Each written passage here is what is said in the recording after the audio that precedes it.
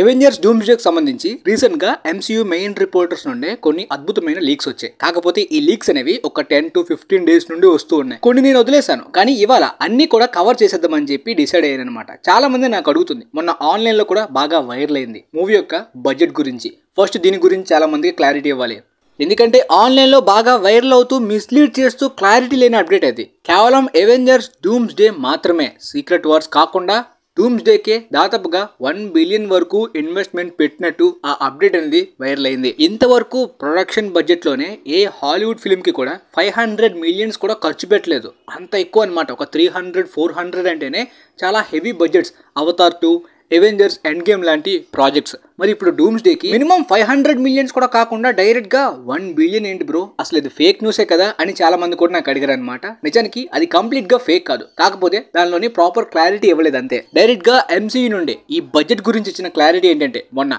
Ant-Man 3 క్వాంటమేనియాకి పెట్టిన budget దాదాపుగా 380 millions వరకు. అంటే అందులోని స్ట్రైక్స్ వల్ల ఇంక్రీజ్ అయిన ట్యాక్స్, ఇంట్రెస్ట్ కూడా కలిపి ఆ 380 మిలియన్స్ యొక్క బడ్జెట్ కి 3 times ఎక్కువగా డూమ్స్డే బడ్జెట్ పెట్టబోతున్నామని చెప్పారు. సో అది కంప్లీట్ గా ప్రొడక్షన్ బడ్జెట్ కలిపి మాత్రమే కాదనమాట. దాని గురించి కూడా వాళ్ళు క్లారిటీ ఇవ్వకుండా ఆ స్టేట్మెంట్ ఇచ్చారు. అంత బడ్జెట్ పెట్టడం ఏ ఫిల్మ్ కి కూడా అసాధ్యం. కాకపోతే ఇనిషియల్ గా ఈ ఫిల్మ్ యొక్క బడ్జెట్ ని 550 నుండి 600 మిలియన్స్ ఖర్చు పెట్టడానికి అయితే మాత్రం ప్రొడక్షన్ స్టార్ట్ అయినప్పుడు వచ్చిన రిపోర్ట్స్ అనమాట. కేవలం డూమ్స్డేకి మాత్రమే. సీక్రెట్ వార్స్ కి సంబంధించిన కొంత ఫిల్మింగ్ కూడా జరుగుతుంది, కాకపోతే ఆ బడ్జెట్ గురించి క్లారిటీ ఇవ్వలేదు. ఓన్లీ డూమ్స్డేకే అంతవరకు బడ్జెట్ పెట్టడానికి రెడీ అయ్యారనమాట. మార్కెటింగ్ కలుపుకొని 750-800 మిలియన్స్ వరకు వెళ్ళొచ్చని అప్పుడే అనుకున్నారు. ఆ రిపోర్ట్ ని కూడా నేను అప్పుడు ఫిల్మీ న్యూస్ రిపోర్ట్ అప్పుడే కంప్లీట్ గా క్లారిటీగా చెప్పా. మార్కెటింగ్ కాస్ట్ ఎక్స్ట్రాగా ఉంటుంది. ఈ ఫిల్మ్ చాలా పెద్ద ఫిల్మ్ కాబట్టి హెవీగా ప్రమోట్ చేస్తారు ప్రపంచవ్యాప్తంగా. పెద్ద పెద్ద సెట్స్ కి, హెవీగా కాస్ట్యూమ్స్ కి, చాలా పెద్ద టీమ్స్ కి, ఎక్కువ మంది యూనిట్స్ కి ఎక్కువ ఖర్చు పెడతారు. యాక్టర్స్ యొక్క రెమ్యునరేషన్ మరీ అంత ఎక్కువ పెట్టరు. కానీ ఎప్పుడైతే ఈ 2 అవెంజర్స్ ఫిల్మ్స్ అనేవి పోస్ట్ పోన్ కాబోతున్నాయో, అంటే కంప్లీట్ గా ప్రొడక్షన్ డిలేస్, ప్రొడక్షన్ ని ఆపేయట్లేదు, మరికొన్ని రోజులకి పెంచుతున్నారనమాట. ఎక్కువ రోజులు వర్క్ చేయడానికి, పోస్ట్ ప్రొడక్షన్ కి కూడా. అంటే దాదాపుగా చాలా గ్యాప్, అంటే డిసెంబర్ కి పోస్ట్ పోన్ అయింది కదా. ఫర్ ఎగ్జాంపుల్ గా మీరు ఒక 100 డేస్ కి వర్క్ ని మొదలు పెట్టుకుంటే ఆ 100 డేస్ కి కావాల్సిన ఇన్వెస్ట్మెంట్ ని రెడీ చేసుకుంటారు. కానీ ఆ వర్క్ ఇప్పుడు 200 డేస్ కి పెంచుకున్నట్టయితే ఆ 200 డేస్ కి సంబంధించి ఇన్వెస్ట్మెంట్ లో కూడా కాస్తగా ఇంక్రీజ్ అవుతుంది కదా. సో అందువలన ఈ డిలే అనౌన్స్ చేసిన తర్వాతనే ఆ బడ్జెట్ యొక్క రిపోర్ట్ మళ్ళీ చేంజ్ అయిందనమాట. మొత్తం ఆ ఎక్స్ట్రా ఇన్వెస్ట్మెంట్ కలుపుకొని, అంటే production cost, marketing cost and theatres యొక్క ట్యాక్స్తో కలిపి 1 బిలియన్ దగ్గర వరకు అవుతుంది. కాబట్టి దాన్ని రికవర్ చేయాలంటే 2 బిలియన్స్, 2.3 బిలియన్స్ వరకు కలెక్ట్ చేస్తే ఫిలిం ప్రాఫిట్, అంటే బ్రేక్ ఈవెన్ అవుతుంది. కేవలం హిట్ అవుతుంది అంత కలెక్షన్స్ కలెక్ట్ చేస్తే. అవెంజర్స్ లాంటి క్రాస్ ఓవర్ ఫిల్మ్ కి, అది కూడా ఆల్మోస్ట్ ఎండింగ్ ఫిల్మ్స్ కదా, ఇది ఫస్ట్ అండ్ సెకండ్ పార్ట్ కాదు, దాదాపుగా మొత్తం సాగా ఎండ్ అయిపోయేలాంటి ఫైనల్ పార్ట్స్ కాబట్టి పక్కాగా 2 బిలియన్స్ దాటడం అనేది పెద్ద అచీవ్మెంట్, పెద్ద హై టాస్క్ ఏం కాదు. కానీ ప్రాఫిట్స్ మరీ ఎక్కువగా రావు. ఎంత పెద్ద బడ్జెట్తో ఎంత పెద్ద ఫిల్మ్ తీసినప్పటికీ థియేట్రికల్గా ప్రాఫిట్స్ మరీ అంతగా ఎక్స్పెక్ట్ చేయలేం. కాకపోతే లాంగ్ టర్మ్లోని మీడియా నుండి, స్ట్రీమింగ్ నుండి, ఓటీటీ అండ్ వీటి నుండి ఎర్న్ చేసుకోవాలి. ఫర్ ఎగ్జాంపుల్ ఇప్పుడు ఫిల్మింగ్ డేస్, వర్కింగ్ డేస్ అనేవి ఇంక్రీజ్ చేసుకున్నారు బెటర్ అవుట్పుట్ గురించి. అలా కాకుండా కొన్ని ఫిల్మ్స్కి స్ట్రైక్స్ వల్ల కానీ, కోవిడ్ వల్ల కానీ డిలే అవుతుంది, అంటే కంప్లీట్గా షూటింగ్ ఆపేస్తారు. అలాంటప్పుడు బడ్జెట్లోని ట్యాక్స్ ఇంట్రెస్ట్ అనేది ఆటోమేటిక్గా పెరిగిపోద్ది గ్యాప్ వల్ల. సో ఈ గ్యాప్ వల్ల మనం ఇన్వెస్ట్ చేయకపోయినా ట్యాక్స్ ఇంట్రెస్ట్ పెరిగిపోతుంది కాబట్టి తీసుకున్న డబ్బులకి. ఆ విధంగా కూడా బడ్జెట్ చాలా ఫిల్మ్స్కి ఇంక్రీజ్ అయిపోద్ది ప్రొడక్షన్ డిలేస్ వల్ల అండ్ రిలీజ్ యొక్క డిలేస్ వల్ల కూడా. చాలా ఫిల్మ్స్కి ఈ విధంగా నష్టాలు ఫేస్ చేస్తాయి.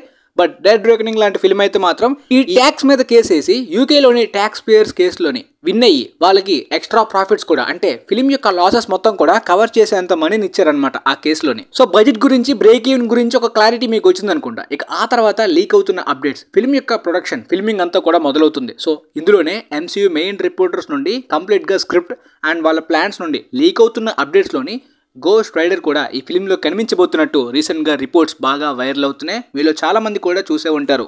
గోస్ట్ రైడర్ ఈ ఫిల్మ్స్లో ఇంతకు ముందే ప్లాన్ చేసుకున్న ప్లాన్, కానీ తర్వాత కంప్లీట్గా ఆ ప్లాన్ని మార్చేశారు. గోస్ట్ రైడర్ ఈ సాగాలో మరి చూడలేం, మళ్ళీ నెక్స్ట్ సాగాయే, ఎందుకంటే బ్లేడ్ ఫిల్మ్ కూడా లేదు కాబట్టి. ఆ ఫిల్మ్తో ప్లాన్ చేసుకున్న టీమ్ మెంబర్స్ తోటే గోస్ట్ రైడర్ని కూడా చూపిద్దాం అనుకున్నారు. కాకపోతే ఇప్పుడు ఆ ప్లాన్స్ ఆగిపోయింది, స్క్రిప్ట్ ఆగిపోయింది, ఆ ఫిల్మ్ కూడా ఆల్మోస్ట్ క్యాన్సిల్ అయిపోయింది ఇప్పుడు ఎంసీయూలోని. కాబట్టి గోస్ట్ రైడర్ మరి లేడని అనుకోకండి. డూమ్స్డేలోని పక్కాగా ఎపీర్ అవుతున్నట్టు స్ట్రాంగ్ అప్డేట్ ఎక్కువ సోర్సెస్ నుండి వస్తుందన్నమాట. సో ఇది ఒక స్ట్రాంగ్ లీక్ అనమాట. అది కూడా స్టోరీలోని డూమ్ గోస్ట్ రైడర్ ని చంపేసే లాంటి మూమెంట్ ఉంటుందంట.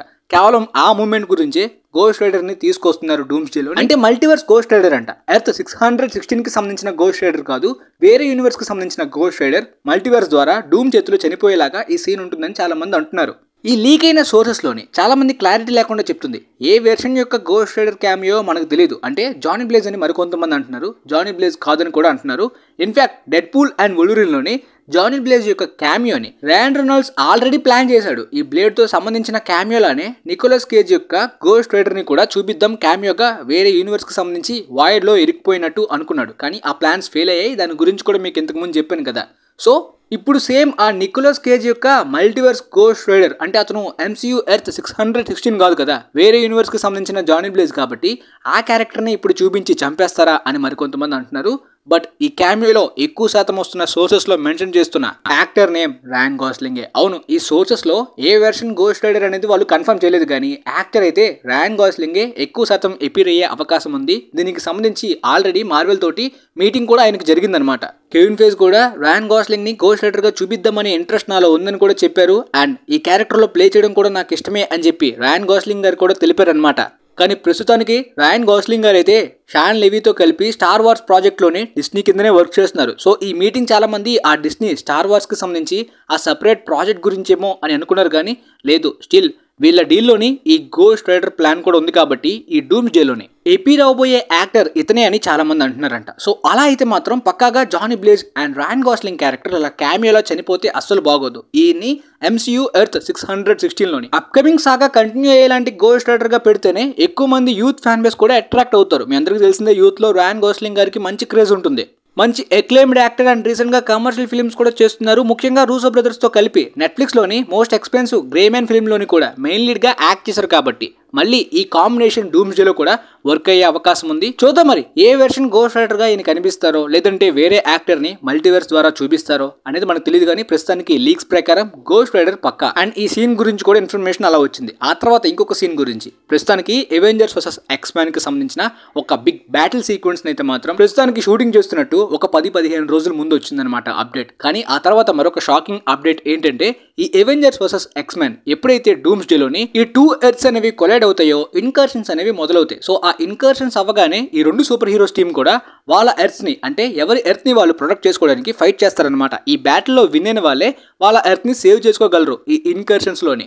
అదే బియాండర్స్ చేసిన ఆ మల్టీవర్స్ డ్యామేజ్ ద్వారానే ఈ ఇన్కర్షన్స్ అనేవి మొదలయ్యి ఈ MCU ఎర్త్ 616 అండ్ ఆ ఎక్స్‌మ్యాన్ యొక్క ఎర్త్ 2 కూడా కొలైడ్ అవుతాయి. సో ఎప్పుడైతే 10 to 15 డేస్ ముందు నుండి ఈ బ్యాటిల్ కి సంబంధించిన అప్డేట్ వచ్చిందో ఈ షూటింగ్ ఆల్మోస్ట్ ఆ బ్యాటిల్ సీక్వెన్స్ ఎండ్ అయిపోయే సిచ్యువేషన్ లో ఉంది. ఇప్పుడు షాకింగ్ లీక్ ఏంటంటే ఈ బ్యాటిల్ అనేది మనం ఎక్స్పెక్ట్ చేసినంత హెవీ బిగ్ బ్యాటిల్ గా ఉండదంట. స్మాల్ గా ఒక చిన్న గొడవ వెంటనే ఆగిపోయేలాగా కూడా ఉండొచ్చంట ఫిల్మ్ లో. ఫర్ ఎగ్జాంపుల్ గా అవెంజర్స్ ఫస్ట్ పార్ట్ లోని హల్క్ కి అవెంజర్స్ కి అయిన ఫైట్ లాగా, స్మాల్ ఫైట్ లాగా. సో ఈ విధంగా చాలా మంది ఈగర్లీ ఈ బ్యాటిల్ కోసం అవెంజర్స్ వర్సెస్ ఎక్స్‌మ్యాన్ ఈ ఫిల్మ్ లో చూద్దాం అనుకుని ఎదురు చూసే వాళ్ళందరికీ కూడా ఈ డిసప్పాయింట్మెంట్ ఎదురయ్యే అవకాశం కూడా ఉందని చాలా మంది చెప్తున్నారు. మరికొంతమంది చెప్తుంది ఈ బ్యాటిల్ సీక్వెన్స్ ని 2 విధాలుగా షూట్ చేస్తున్నారంట. అంటే ఆ 2 విధాలుగా ఒక దాంట్లోని అవెంజర్స్ విన్ అయినట్టు, మరొక దాంట్లో ఎక్స్‌మ్యాన్ విన్ అయినట్టు షూట్ చేస్తారంట. కానీ ఆ షూటింగ్ 2 క్లిప్స్ కూడా ఆ 2 వెర్షన్స్ కూడా కంప్లీట్ అయిన తర్వాత టెస్ట్ స్క్రీనింగ్స్ లోని అప్పుడు వచ్చిన రిపోర్ట్స్ బట్టి అంటే ఏ వెర్షన్ యొక్క బ్యాటిల్ బాగుంది పర్ఫెక్ట్ గా అనిపిస్తుందని స్టోరీకి వాళ్ళకు అనిపిస్తుందో అప్పుడు దాన్ని ఓకే చేస్తారంట. ఫర్ ఎగ్జాంపుల్ అవెంజర్స్ విన్ అయినట్టే ఆ రిపోర్ట్స్ లో టెస్ట్ స్క్రీనింగ్ లోని చాలా మందికి నచ్చింది అనుకోండి, ఆ వెర్షన్ ని ఓకే చేస్తారు. లేదు ఎక్స్‌మ్యాన్ టీమ్ విన్ అయినట్టు నచ్చింది అనుకోండి, అప్పుడు ఆ వెర్షన్ ని ఓకే చేస్తారు. ఈ విధంగా కాస్త పెద్ద బ్యాటిల్ అండ్ మరొక షార్ట్ బ్యాటిల్ ని 2 వెర్షన్స్ ని షూట్ చేస్తున్నారు. సో ప్రస్తుతానికి MCU రిపోర్టర్స్ నుండి లీక్ అయిన లీక్స్ అనమాట ఇది. మరి చూద్దాం తర్వాత ఏ వెర్షన్ ని వాళ్ళు ఓకే చేస్తారో. టెస్ట్ స్క్రీనింగ్ లోని రివ్యూస్ వస్తాయి కదా, ఆ రివ్యూస్ లో చాలా మంది మెన్షన్ చేస్తారు, మరి కొంతమంది లీక్ కూడా చేస్తారనమాట ఏ సీన్స్ ఉన్నాయని చెప్పి.